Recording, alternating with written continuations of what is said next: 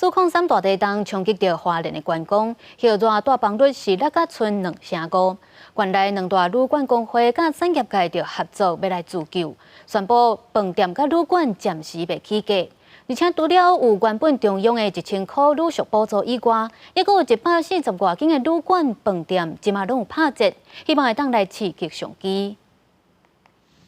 花莲地震了后，各行各业生意歹，影响上大就是观光业。不少饭店暑假大房率敢若2成5，只间伫七星潭真侪届摕到设计风格奖，地震了后大房率大幅度减少，有当时完全无人去。这次地震之后呢，我们的像来往花莲的铁公路都做阻断，那可能加我们贵宾的心理因素，可能会余震的发生。那我们最惨的话，我们入住率有掉到70%以上这样。为了让消费者愿意来花莲观光，2大饭店工会伫县政府签署无起价的合约，辖区190外间旅宿业拢愿意配合，希望会当让消费者看到花莲的生意。我们都有一个机制，那我们也都会跟我们的这个业者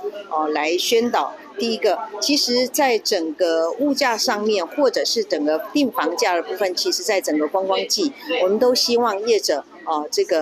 依照平常的定价。除了保证无起价以外，各间饭店业者佫提供更侪优惠。旅客入去大进前，若提出全台湾的5路交通休闲比赛票券，除了中央补助大宿津贴1000块以外，还佫当享受9折以上的优惠，包含就是台湾高铁、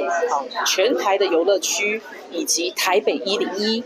然后像中华职棒的职棒赛门票其实也都可以。所以其实大家想得到的纸质票券，只要持纸质票券到花莲各旅馆，